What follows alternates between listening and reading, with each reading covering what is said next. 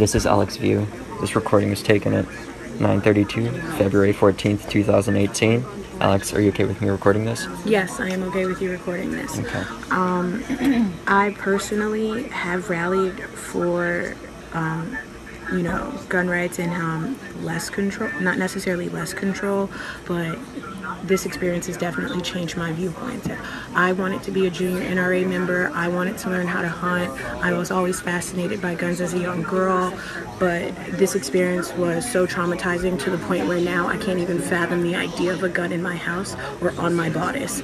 I did have plans for my 18th birthday to go to Nexus gun range and learn how to shoot.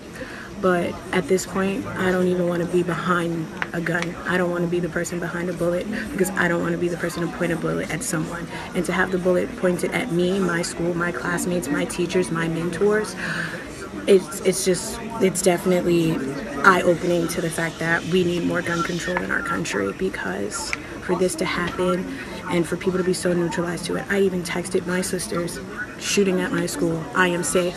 They both responded with, OMG, LOL, you're funny. Now that's a problem in society, and it's a bigger problem in America, and it needs to be fixed. And I believe the most definite way to fix it is by changing our laws when it comes to gun ownership. There are people who you know who were shot.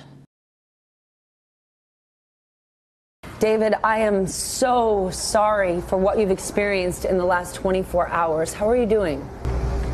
My sister actually had two of her best friends die in this horrific incident, and it's been awful for her. We were about to leave school and we hear a pop, and it happened to be a gunshot that echoed through the hallway. And because of that, my teacher actually went and closed the door, but as soon as she closed the door, the fire alarm was pulled, so this sick man could come and get more soft targets. Silly, not thinking critically. We walked outside, and that's when he started taking down even more people because of the fire alarm going off. And luckily, when we were actually going out to our fire evacuation zone, and as we were headed out there, a flood of people started running in the opposite direction, saying, go this way, go this way. So I followed the herd, and as we were running in this one direction, we happened to be running towards the shooter. But thank God there was a janitor there that told us not to go any further, because there was because the gunman was right there. It was absolutely horrifying, but we actually thought it was a drill initially, because we had been hearing about having a possible code red drill, which is essentially a drill where we have an active shooter drill to ensure that we can survive this type of situation. But once we were all in the room and we started seeing the headlines, we realized this was anything but a drill. This was life or death. So when you were in that room, you heard. Walk me through. You thought it was a drill, and you only knew it was real from looking at headlines in your phone? Yeah, on our phone. We saw it on Twitter once it was eventually trending, but then we also saw multiple headlines coming from local affiliates like WPLG, which is the ABC affiliate here. I think it was WSVN, which is Channel 7 here. Just all of them coming in and us looking them up, and that's how we were really able to find it. And that's how we knew this was anything but a drill. She called me and she was okay. She was actually hiding in the back of our TV production set of the newscast where I'm actually news director for our school, WMSD TV. And anyways, I was able to reunite with my father, who's a former FBI agent, and my sister eventually later.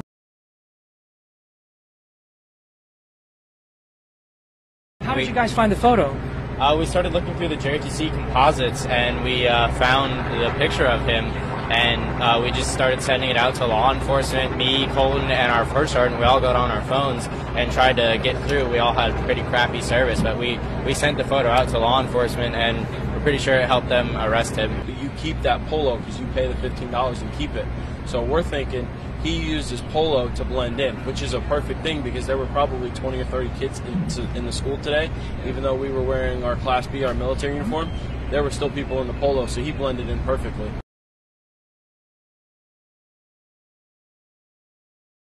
I was in the 500 building, so there's the main courtyard. It's a 4-square surrounded by building courtyard, and then behind the 700 building, which is the building next to mine, is where the horrific accident had happened. So at about 2:20, the fire alarm was pulled. So I thought at first either culinary had set off some sort of smoke detector and we're going to evacuate, or that this was in a drill, or this was another drill that we had this morning and we were just going to go from there.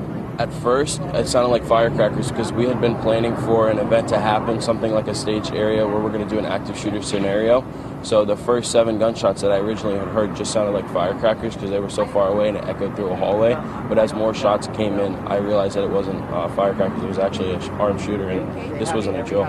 So what was your reaction at that point? My first thing was, I'm going to shut the door, grab the paperwork I need for this kind of thing, and then make sure where's my family. Because I have a brother that goes here, he's a sophomore, and I was just wondering, where is he? I mean, I just thought at first it was going to be a drill, and then as soon as it had happened, I was, where's my family?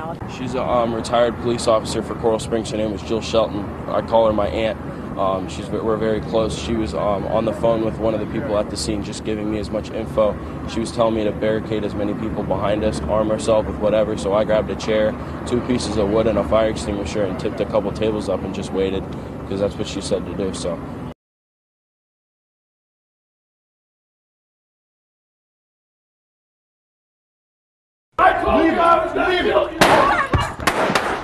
This is a drill we did with the FBI. It's a story that led us to Annika Dean 1 year ago. As soon as I heard the gunfire, I knew it was gunfire. Dean, an art teacher, survived the Fort Lauderdale airport shooting. The moments that I have with my kids, they may not have been, and I'm just grateful for every moment that I have with my kids. Mom, there's a school shooting drill going on. It's really scary. They got a gun and fired it. Everyone was running and screaming. And then a minute later, he said, it's not a drill. As soon as I realized that it was an actual shooting, my heart just sank. We're safe, we're good, we're okay, but just in case, I love you. She's grateful again, this time that her son survived the Douglas High School shooting. Dean says she's still in disbelief, glad her son is safe, but mourning for 2 of her best friends. It really packed a punch. My heart just sank. One's daughter died in the massacre. Another's daughter is recovering from gunshot wounds. I just can't believe it. And you're thinking, how can this happen again? Yeah, I am just in disbelief. I really am.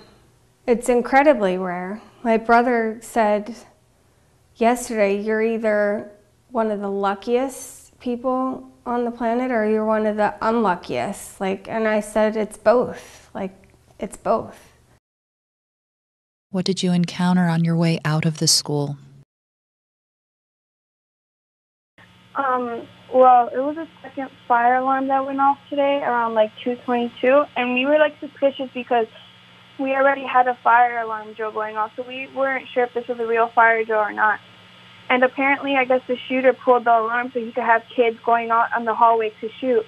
And I was on the top floor, and then right below me on the first floor, I heard shooting, and I saw 2 guys running. I wasn't sure what it was, and then I heard it again, and that's when me and a group of people just ran downstairs, and I could tell he was on my left side because that's where I heard the gunshots from, and it was very loud. And then I went to make a right, and I just ran, and I had my book bag on my back just in case I got shot from the back. It would go through my book bags and my books.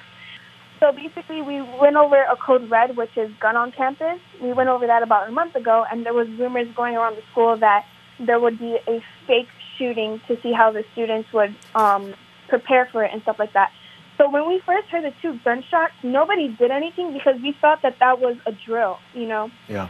And then I just saw people running, and then I heard it again, and it got louder and louder, and that's when I just ran downstairs, and I could tell he was right around the corner because it was very loud, and I just heard shooting, and I just made a ran opposite. Then I heard 4 more shots, and I was like, okay, I don't care if this is fake or not. I'm going. I'm leaving, From there, I knew it was a real shooting because I saw 3 helicopters, and that's when everyone was just all meant for themselves, and I jumped the fence, and I just ran with my book bag on and everything. Literally a few feet from me, I see cops screaming, and I see a kid in handcuffs. I guess that was one of the suspects because there was a whole bunch of other kids around me, which easily could have been shooters. So I was just paranoid, but happy at the same time. Sure. How in God's name would you know? You wouldn't know. How you doing? Are you okay to keep going? You just tell me. Yeah, I'm fine. I'm doing okay, so shucking up. Yes, thank you. We started going back to the classroom and, taking in kids and yelling to kids in the hallway to get inside. And then after about, 60 to 90 seconds, it's an active shooter. I think that really speaks to, the training that we had. We had a training about a month ago, and, we talked about, these different scenarios and what to do. And so, once we made it to the classroom and, we heard the sirens and the helicopters, and it was very obvious based on the time that it was happening that it wasn't a drill. And you're hearing gunfire and helicopters and sirens. I can't imagine what those moments were like. We were on the opposite side of the building from where the shooting was happening, so we didn't hear any gunfire, but we could hear the helicopters and the kids. Some of them they were hysterical from moment one. Thank you. I thought it was fake at first. I thought they were just trying to test us, but when I came around the corner and I saw the man on the floor, I was so frightened, and I couldn't even get my phone to talk to my dad because my phone was vibrating in my pocket, but I was hanging on so hard. And then I started to slip because my arms were getting so tired, and I was like, no, if this is real, then I don't want to have my feet showing on the ground. And you saw a lot of blood? There was blood everywhere. The last 20 minutes of class, there was a fire drill, but it was really weird right away because we had just had one this morning. So everyone already knew that someone had either pulled it or that it was set off. And it couldn't have been ringing for more than 5 minutes, more than 2 minutes, because by the time I had reached the stairwell, it had already stopped. And everyone's kind of stood there not knowing exactly what to do. And we just kind of looked around until we heard 3 or 4 just loud bangs, and everyone who was going down the stairs just ran back up.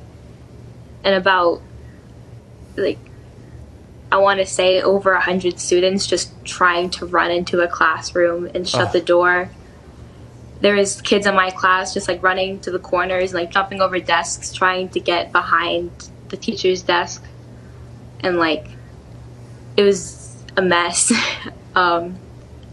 At first we thought it was some kind of messed up drill going on, but then we started to smell stuff like smoke and gunpowder. There was blood and gunpowder and bodies just all over the place. We were stepping over puddles of blood and just trying not to look. Both of us just can't wrap our heads around what exactly happened. Yeah. And it just doesn't feel real. Thank you for having me. We heard gunshots, and we weren't sure what it was. We thought it was maybe some drums or the band or something.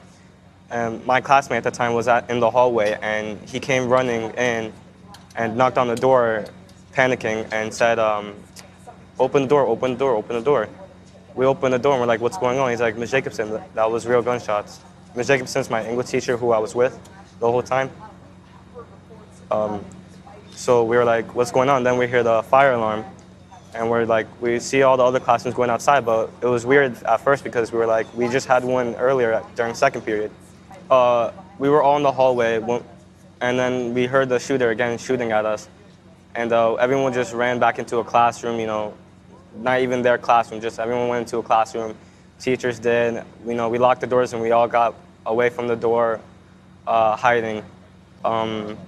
As we were leaving the classroom, I saw two bodies on my right side. I saw 2 bodies in front of me, and as I'm walking down left to the hallway, I see 4 more bodies. And one of them were very bad, and it looked like one of the SWAT members was trying to cover it up. Thank you. I feel like I'm in a dream. I don't believe this is real.